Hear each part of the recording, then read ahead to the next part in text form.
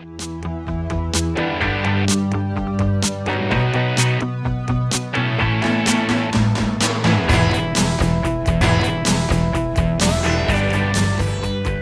DeBella from Classic Rock 102.9 MGK here for PhillyPetInfo.com, and I'm here with Jen Leary, who is the founder of, let me make sure I get this right, the Red Paw Emergency Relief Team. Right on. Okay. All right.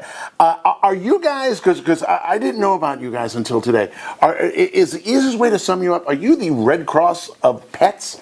Easiest way to sum us up, yes. We do what the Red Cross does for people, for pets. And how did, let's start off with, how did you come about? So I was a Philadelphia firefighter up until a few weeks ago. I'm a Red Cross emergency responder, and I'm the coordinator for the Philadelphia CART team. So my passion is emergency response and animals on scene of fires and disasters in the city for the past 7 or 8 years. Take me through the process, all right? Something tragic happens. There's a house fire, something like that. Family is displaced. Correct. Right? Yes. Family can go to a hotel. Yep. Dog can't necessarily do that. Right. So what was happening, the Red Cross would respond to assist the people, and then there would be no services available for the pets. Either the Red Cross would put the people up at a hotel, like you said.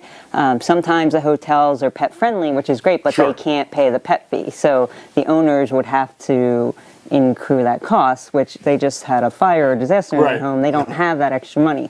Or they would go someplace where they couldn't take pets. And so then the owner is faced with this burden now of making the decision, hey, I just lost everything I had. Now I have to give up my pet as well. It just wasn't a good situation. How much of an area do you guys cover? We do all of southeastern Pennsylvania. So wow! Yeah. Philly is obviously our bread and butter, very busy, but we do all the other counties as well, Delaware, Montgomery, Chester, and Bucks. How big is the organization, and obviously there's a need for volunteers?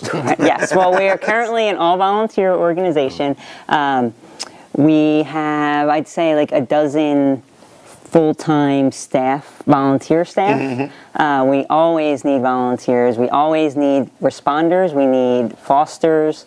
We can't do what we do if we can't place these animals in safe, loving homes. Is foster the only way you guys work? I mean, do you have a shelter as well? We don't have a facility yet. I mean, eventually the goal is to have our own intake facility so the animals can stay there and the owners can come visit them while they're recovering. But right now we use boarding facilities throughout southeastern Pennsylvania and some in South Jersey, and we also use a lot of fosters.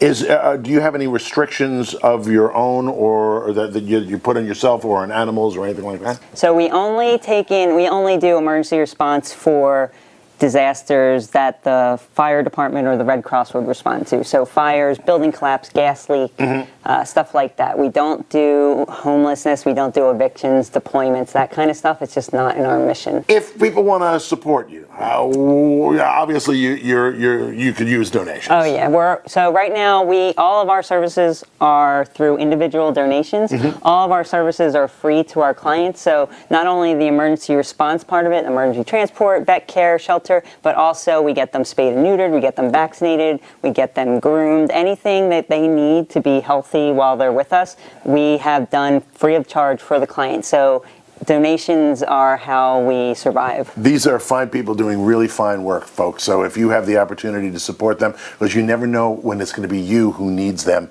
just go to their websites, show whatever support that you can. And thank you so much for tuning in and checking out what, they're up to.